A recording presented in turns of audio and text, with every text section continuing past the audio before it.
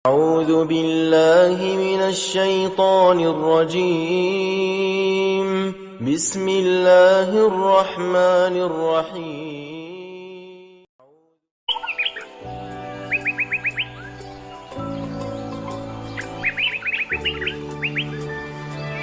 Assalamualaikum warahmatullahi wabarakatuh.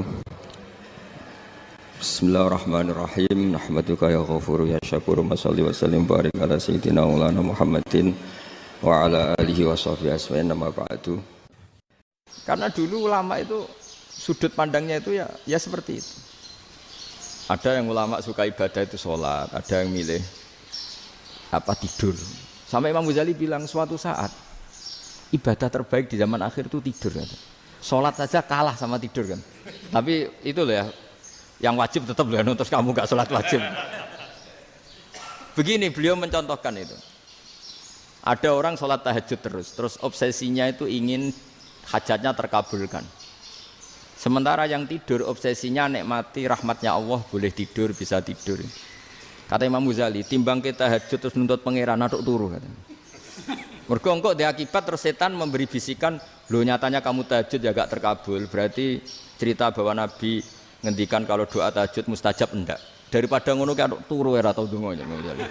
Timbang abri-abri Islam ya, timbang elek-elekin apa? Islam. Jadi ulama itu mulai dulu itu sudah berpikir. Banyak orang menjadikan tahajud, sholat malam itu media untuk hajatnya. Dan kalau enggak kesampaian ini mutung. Nyalahkan kiainya ijazah ramandi. Macam. Daripada ngono ora usah apa? Tahajud wis turu wae. Dan jenis kayak ini tuh banyak. Makanya ulama kayak saya itu saenake dhewe itu ya jarak. Saya sering didolani muhibbin terus bilang, "Gus, saya doakan gini-gini saya mau nyalon bupati atau saya gini." Saya bilang, "Gak waduh ora ndonga, nek ra mandi darane ulama dongane ra mandi." Nak mandi kamu jadi bupati tetap nganggep karena beli. Sopo sing ora roh bupati saiki gak beli. Ribet kan? Ketika mereka jadi ngunsurkan doa kamu apa karena kemarin beli? Yang beli maksudnya enggak beli enggak usah tersinggung. Jadi ribet ngadepin. Ndak artinya gini loh, doa itu jangan dipakai begitu loh. Kalau minta nasihat, tak nasihati jadi bupati yang baik, gubernur yang. Kalau minta doa itu resikonya. Akhirnya kiai-kiai kalau diminta doa ya doa, sebenarnya diisinya itu enggak doa kemenangan. Selamat. Itu mau selamat gitu. Karena ribet. Makanya Islam itu doa itu setelah iman. Aturan iman benar baru doa.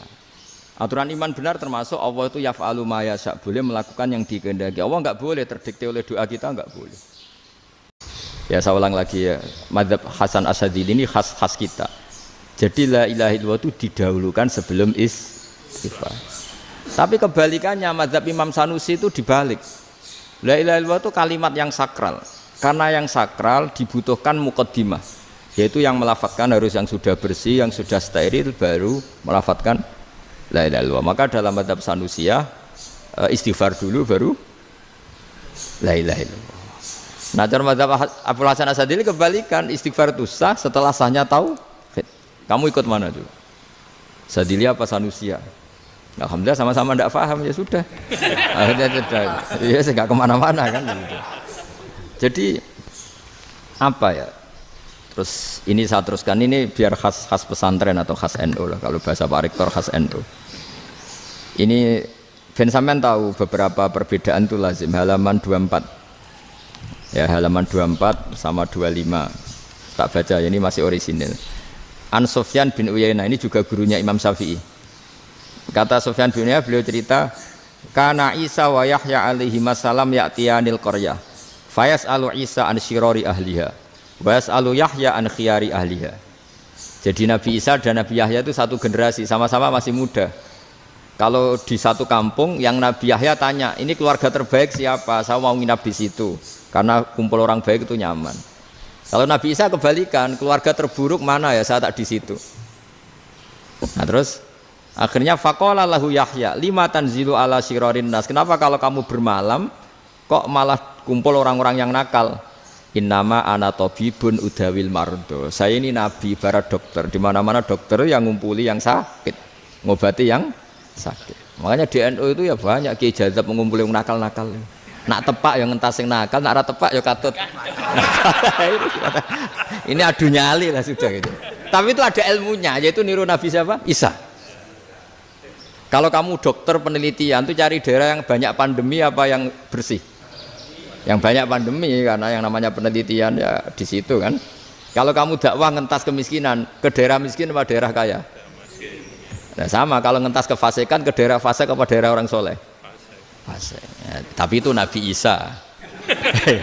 Nah kalau kamu tidak Nabi kan potensinya kan ngadut itu. Tapi setidaknya bahwa kita sering disalahkan karena punya beberapa tokoh yang ngancani fasik-fasik, itu sebenarnya ada dalilnya, yaitu Nabi siapa? Isa. Nah terus masalah tegas dan lunak. Ketika ada mahasiswa misalnya pacaran, boncengan lanang dan perempuan, itu pilihan kita apa? Kalau tegas, terus gak mau mendengar kita. Misalnya gini contoh gampang, tak beri contoh Pak D. Jangan orang tua, nanti secara fikih itu beda. Nah ini kan kita orang pesantren, nah, biasa ngaji fikih detail. Kamu Pak D seorang perempuan, mahasiswi misalnya, sering pacaran. Setiap ke situ sama pacarnya kamu diam saja. Padahal kamu dosen keislaman. Mesti pawanaan kamu nyimpulkan, ternyata pacaran itu tidak apa-apa. Buktinya Pak D itu tidak negur, menengahi. Ini berarti as-sukut alal mungkar. Tapi kebalikannya, Pak D ini terkenal keras. Nak rono mesti radiaku ponaan. Akhirnya yura rono. Mesti ngerti nak mesti diamuk. Nah, dua orang ini sama-sama gagal kan? Yang lunak menjadikan ponaannya pacaran terus karena enggak negur sehingga dikira membolehkan. Sing keras juga enggak sempat bina wong rono era wani. Akhirnya dua orang ini sama-sama enggak ketemu, sama-sama enggak berkesempatan membina kan? Gagal membina kan? Karena yang keras ponaannya enggak pernah situ, berarti enggak bisa bina kan? Yang lunak membiarkan berarti juga ada bina. Nah, Islam itu antara dua itu. Ya agak terlalu lunak, enggak terlalu keras. Karena kalau terlalu keras, misalnya ada kiai terlalu keras, lu masyarakat mau tanya itu gimana? Lari kan? Dulu saya ini punya pengalaman pribadi. Saya ini kan kecelok orang alim. Itu kalau pernah ya saya itu berusaha ya pokoknya ya umumnya orang alim lah. Tenang, terus anteng, enggak gejlok-gejlokan. Itu enggak ada yang tanya. Saya mimpi ketemu beberapa ulama itu disalahkan. Terus umat saya kalau mau tanya itu ke siapa? Wong alim wis wibawa, meneng tambah banget wibawane. Balaku Quran sering gojlok rektor macam-macam. Terus wong wanita kok, saya biasa ke pasar pandangan dicegot orang. Gus, putri saya itu sering keluar darah tapi melebihi batas haid gini-gini. Kalau badhe sowan jenengan, gak usah sowan ning kene mbek ngadeg-ngadegan. Terus tanya, yang haid berapa hari, Gus? Ya supaya rudat ilal adat sebelum dia punya penyakit istighadah itu berapa? 6 hari ya sudah, kembali 6 hari lainnya mustahadah, tetap sholat, tetap normal. Tapi kalau saya wibawa, moro pasar gue tasbih seduwilu. Iku mesti wong salaman njaluk donga yakin. Tapi baru kayak rada uraan ketemu wong-wong, dol pening ndi? Mak pening ndi? Gus beneran Gus ketemu jenengan kula wingi badhe tuwa kok. Akhirnya tanya. Jadi uraanku itu amdan. Lho nek sampean asli, iki asli uraan. Karena ada uraan lah tetap tidak wibawa kan. Jadi baru kayak uraan itu ya banyak. Saya itu kalau ngantor di Jogja itu banyak orang yang tanya. Ya biasa tuh, tanya macam-macam. Karena saya uraan. Ke pasar ya orang, bahkan di bis sering ketemu orang. Wah beneran Gus kalau badhe sowan jenengan badhe tanya ini. Ya sudah di sini aja. Jadi semua itu diilmoni. Nah, Nabi itu punya sisi yang dua-duanya jalan. Memang beliau luar biasa, dipilih Allah yang luar biasa. Nabi ketika wibawa itu banyak sahabat yang bahkan mengenali wajahnya aja tidak bisa. Ka'anna ala ru'usihim at-tayr. Bayangannya seakan-akan di kepalanya itu ada burung yang takut terbang, saking antengnya. Tapi Nabi sekali mengeluarkan job, sekali santai, itu sahabat tanya itu sampai yang nggak pantas ditanyakan. Nabi saya tadi kumpul istri saya, tapi tidak enzal, itu wajib mandi ndak. Aro'aita law anna ahadana ya'ti imro'atahu walam yunzil. Itu ya ditanyakan. Nabi pun kumpul itu betul saged enzal sepundi. Guys betul lagi. Terus ya ada yang tanya macam-macam. Ya saking Ada sahabat dipanggil Nabi tambah lari, dipanggil lagi tambah lari. Panjenengan nyeluk, oh pas kula kumpul bojo kula. Lah kula kuwatir jenengan orang suci, saya belum mandi, makanya saya lari. Nabi ngendikan innamal mukmin thahir, ya nak masalah ketemu kiai ra apa-apa ijek junub. Penting kok nak salat ya adus sik. Tapi Nabi sekali pakai madzahirul jalal, tapi pakai wibawanya, itu orang enggak berani ngomong. Tapi sekali Nabi rileks, itu orang bisa tanya apa saja, termasuk halal yang enggak pantas. Loh, ada sahabat itu tanya lucu, tanya Maimunah. Maimunah itu ya cantik tapi sudah agak tua lah. Maimunah, ya umal mukminin, hukumnya ngambung bojo pas Ramadan ubi. Wah gak roh aku, gak tahu diambung kan Nabi pas Ramadan. Tanya Saudah, wah malah orang arah diambung kalau Saudah itu kan wis tuwa itu. Lucunya istrinya dia jawab, tanya Aisyah yang mungkin Nabi, iya yang mungkin tanya Aisyah. Itu yang usul ya istrinya Nabi Maimunah. Selalu Aisyah, tanya be Aisyah. Ya Amirul ya umal mukminin gini-gini. Aisyah yang cantik masih perawan kan. Qabbalani Rasulullah bahwa oh Nabi biasa ngambung-ngambung pas Ramadan dan beliau tetap puasa. Akhirnya fakih ngarang kan wa takbil fi Ramadan wa tublah la tubtilu shauma ngambung ora. Iku ya udah biasa di sini.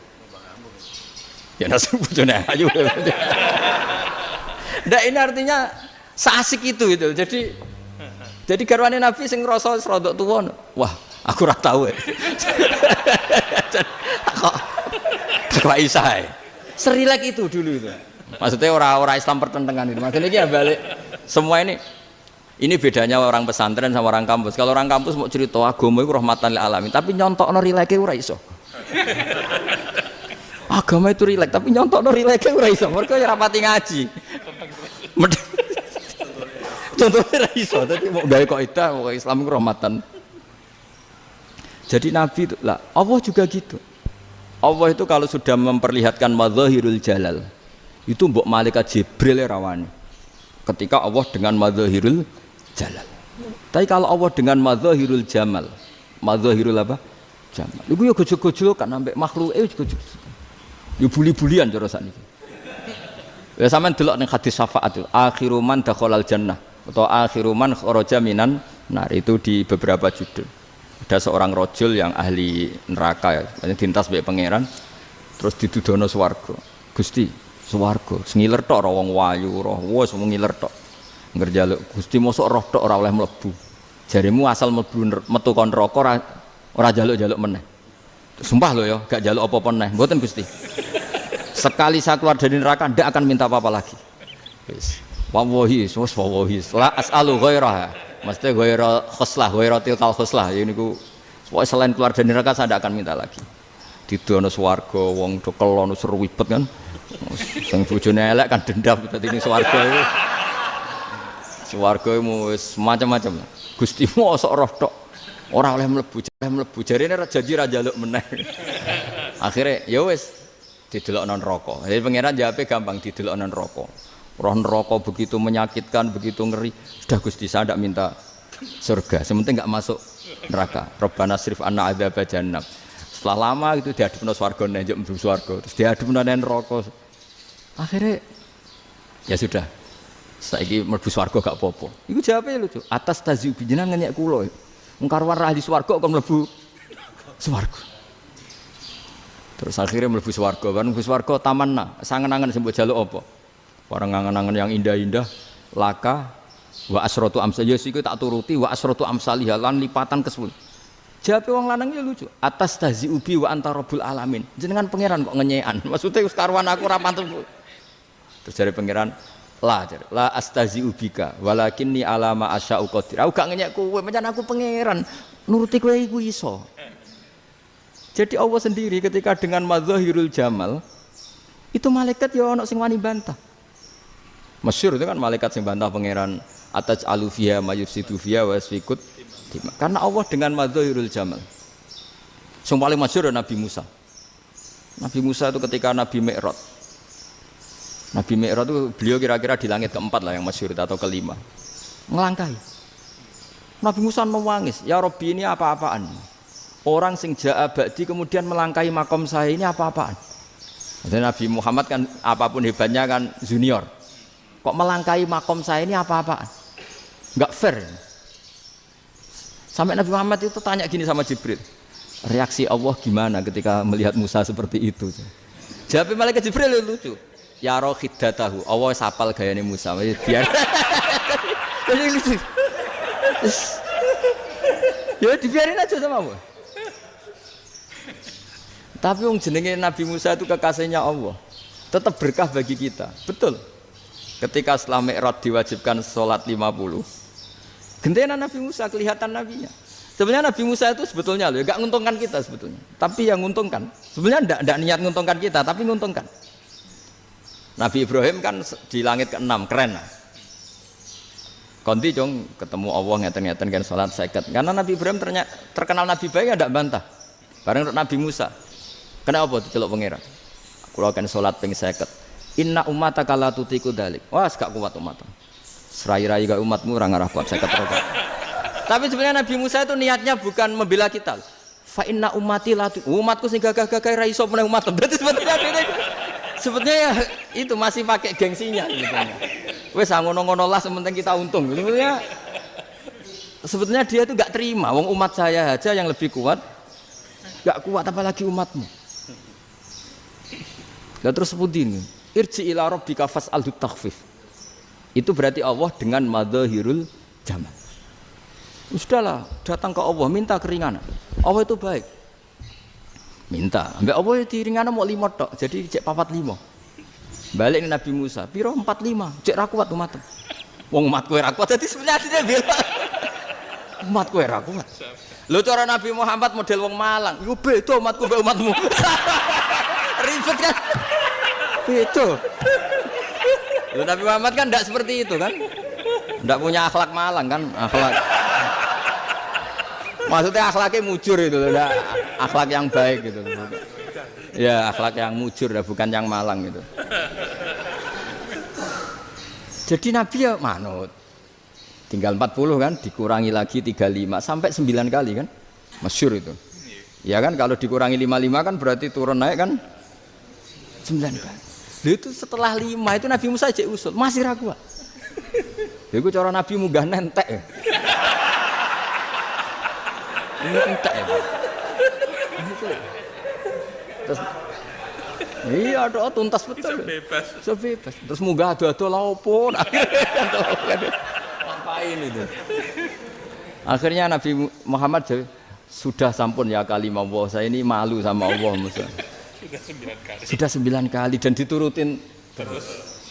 Jadi Allah kalau dengan madzahirul jamal itu Nabi Musa biasa nego sama Allah.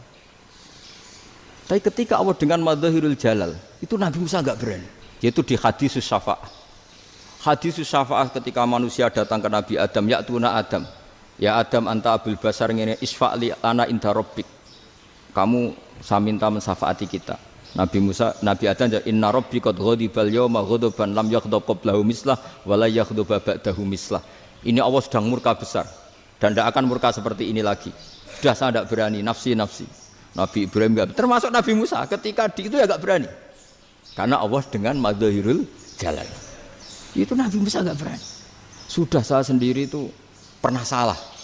Yaitu saya membunuh seseorang yang enggak disuruh oleh Allah membunuh itu. Yang pas jotosi orang Kipti.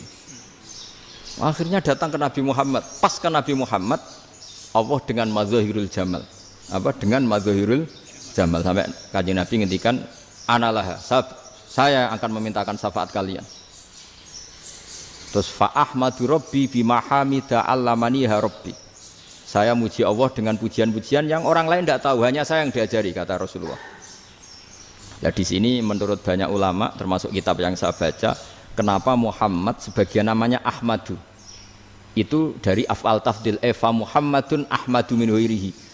Muhammad Rasulullah itu kalau muji Allah di atas cara mujinya Nabi yang lain. Jadi Ahmadu bukan dari fi'il mudhari' lil mutakallim tapi dari af'al apa? Tafdil. Fa Muhammadun ahmadu min ghairihi. Bahwa Kanjeng Nabi Muhammad sallallahu alaihi wasallam itu cara mujinya Allah di atas pujian para nabi.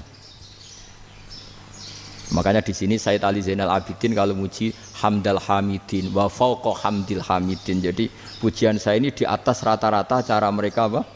Memuji. Yaitu sirinya apa? Nabi itu tahu bahwa akhirat tidak bisa batasi Allah.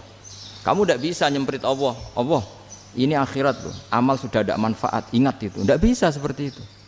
Allah itu nggak bisa tunduk sama konstitusi yang bernama akhirat. Artinya Allah meskipun di akhirat tetap duwe hak yaf'alu ma yasa atau yaf'alu ma yurid.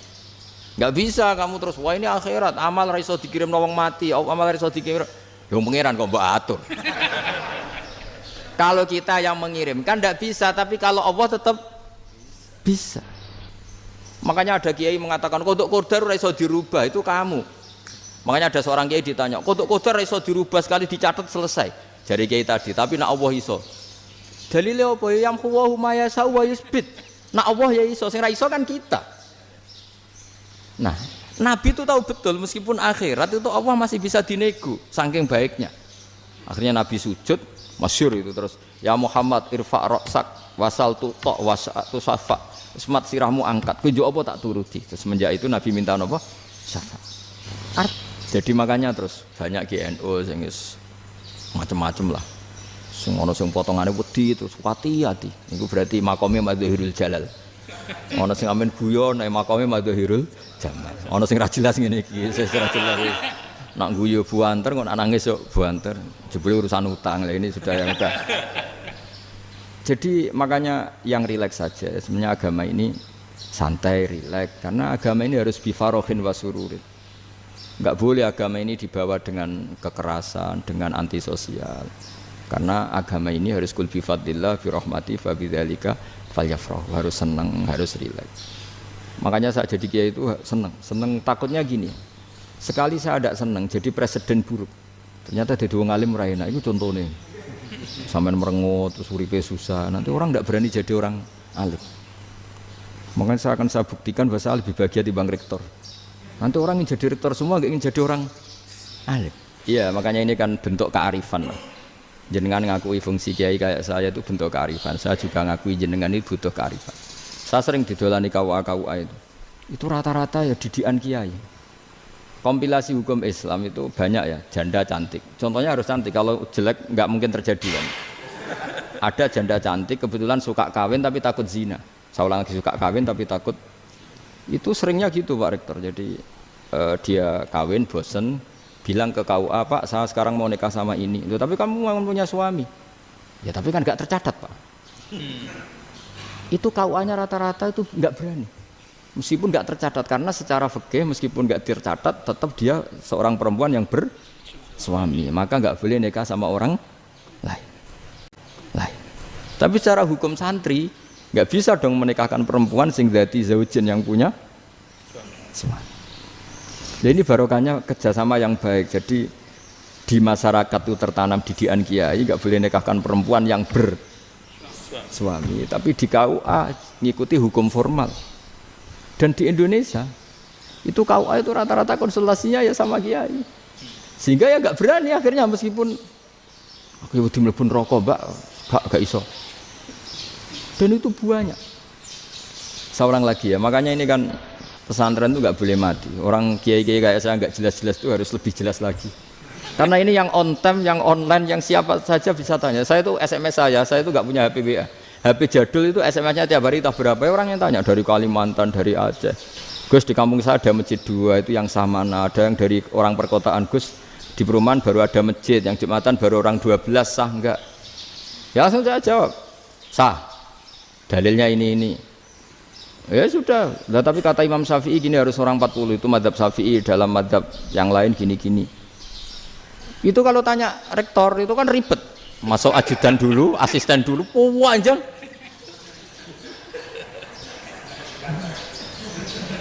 Wah itu kan ribet kan? Manggil dosen, dekan VAI dipanggil, dekan VAI nggak mau langsung jawab, cari dosen yang nekuni itu. Usul fikih, saya nekuni itu baru seminar, nunggu dulu mbak, ini orangnya baru. Panjang kan? Bisa tutup Islam kalau kesuwen. Coba kalau tanya kiai kan enggak ketemu di jalan. Dulu Mbah Zubair kata Mbah Mun, saya termasuk santri yang diapresiasi Mbah Mun. Dhisik Mbah Zubair yang ngono, anak nong takok pesuan gak oleh. Gak takok ning kene ae. Jangan biasa ditanya orang ngadeg-adegan. Ya alhamdulillah ilmunya cukup, kalau gak cukup ya kok sik.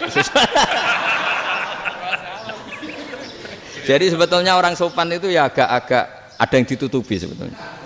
mboten prayogi teng dalan nginjang mawon matur. Ya sebetulnya sebenarnya memang ilmunya agak cukup gitu. Tapi itu sebenarnya secara fikih itu haram, menunda itu haram.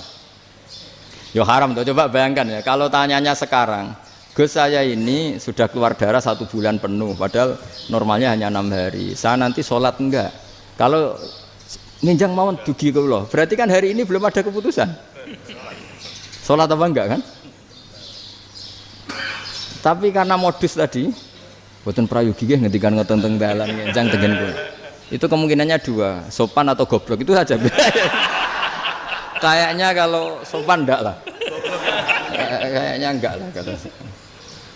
Karena secara fikih itu jelas haram. Bagaimana mungkin sesuatu yang harus dipraktekkan nanti duhur dijawab besok, berarti duhur, asar sampai subuh belum ada jawaban, berarti enggak ada sholat kan? Makanya dibutuhkan orang-orang alim yang kultural seperti ini, dan NU menghormati kultural. Tapi Mbah Mun juga sangat menghormati Islam formal karena tadi produk-produk formal itu bisa dilembagakan oleh negara dan itu kita ikut untung. Makanya Mbah Mun itu kalau punya tamu KUA, punya tamu polisi sampai pejabat itu. Kenapa saya contohkan KUA supaya jangan kira seperti pendapat orang-orang hasud, wah mesti aja disolani presiden seneng, menteri seneng, enggak juga. Sebenarnya semua kiai itu mulai KUA sampai polisi, polsek, polres itu seneng semua. Karena sama-sama diajak mengawal bangsa ini, diajak mengayomi semua masyarakat. Tapi kadang-kadang masyarakat ngeritiknya, jenenge kiai disolani menteri ya seneng presiden. Padahal yang sowan kiai itu ya mulai KUA, Kapolsek, kepala desa, RT, mudin. Itu mudin kalau tanya ya lucu-lucu. Gus kalau nate nyembelih pitik kemanian, pitik gue gede man. Akhirnya wis ngerti nak kemanian langsung tak sebelah meneh. Terusane ku sah ta ora. Ribet. Ya tak jawab, lah pitike pasti ku jek urip to ora. Terus urip Gus. Wis sah cara madzhab Malik kerja urip. Karena itu ada perdebatan antara madzhab Malik dan madzhab Syafi'i. Nah, cara Imam Syafi'i itu agak ketat. Hewan yang punya kehidupan sudah mutharibah, misalnya ayam jago, contohnya harus jago, karena kalau ayam kecil diikhlaskan haram. Jadi yang cilik wae kan gitu. Fikih itu ya, fikihnya orang Indonesia itu pecundang. Kalau ayam kecil nggak ditanyakan, mate ra wis. Kalau jago ditabrak truk kejet-kejet. Andai kan nggak disembelih pun mesti mati. Itu cara madzhab Syafi'i itu haram. Karena penyembelihan ini tidak menjadi penyebab kematian, tapi memang karena kecelakaan tadi. Tapi cara madzhab Imam Malik enggak. Andai kan nggak disembelih, matinya kan 2 menit lagi atau 1 menit lagi. Andai kan nggak disembelih. Berarti mati sekarang itu bawaan pisau apa bawaan kecelakaan? Ya sudah halal gitu caranya. Nah akhirnya ya saya bilang ya sudahlah kita semuanya mati. Jadi cara debat, cara Imam Syafi'i enggak, cara berpikir itu sudah tidak kehidupan yang normal. Yang dimana-mana penyembelihan itu mematikan yang hidup normal. Jadi agak ketat. Sehingga dalam contoh kemanian, kalau dalam bahasa Jawa nyembelih agak sempurna terus pesonya jatuh atau apa itu, kalau pakai madzhab Syafi'i agak kesulitan. Jadi kalau madzhab Malik asal diselesaikan secara fauron dan juga sebagian madzhab Syafi'i itu halal. Nah orang mesti tanya gitu, Gus, wedhusku tabrak truk, man Gus kejet-kejet. Tapi nak pitik cilik ra ditakokno. Makanya termasuk kritiknya Mbah Mun, tapi ini madzhabnya Mbah Mun ya. Kamu boleh ikut boleh ndak karena ini urusan ndak penting. Dewe wong-wong lucu, nak ditakoki yuyu muni haram mergo amfibi. Yuyu ngerti sampean? Yuyu nggih. Tapi nak ditakoki kepiting muni halal. Mergo nak yuyu haram gak eman, nak kepiting eman. Padahal alasannya coba, kenapa yuyu haram? Karena amfibi kan, bisa di air. Pertanyaannya, kepiting seperti itu ndak? Nah, tapi kepiting kalau haram kan eman. Karena besar ya? Karena besar kan, kalau yuyu silahkan haram kan gitu. Artinya apa? Fikih kita ya agak-agak pecundang gitu, agak-agak pertimbangan. Iya, lucu kan? Kualitatif. Coba alasannya yuyu haram karena apa? Amfibi kan? Hidup 2 alam. Pertanyaannya kepiting seperti itu enggak? Iya, kenapa kalau orang tanya, yuyu haram apa halal? Rata-rata jawab haram. Tapi kalau kepiting mulai khilaf. Loh mestinya kan sama kan? Nah itu karena unsur imannya. Iya tadi. Saya juga sering melihat tonggo-tonggo itu. Ayam cuwilik sakmene ketabrak truk, enggak ada yang tanya. Tapi saya pernah jalan-jalan di Narukan sini. Ono jago ketabrak, sing duwe langsung marani kula pas saya naik motor. Gus ini halal apa haram? Nah langsung kula sebelah halal apa haram? Wis kanggo kowe halal ya halal. Karena saya tahu tak jawab haram mesti kecewa itu. Aduh. Akhirnya kiai ini beratnya kan. Ya akhirnya ya saya setelah itu mate Imam Syafi'i ngapunten umat kula tuh nu ora siap nganggo madzhab jenengan tuh ndak siap. Iya kan akhirnya pakai madzhabnya. Assalamualaikum warahmatullahi wabarakatuh.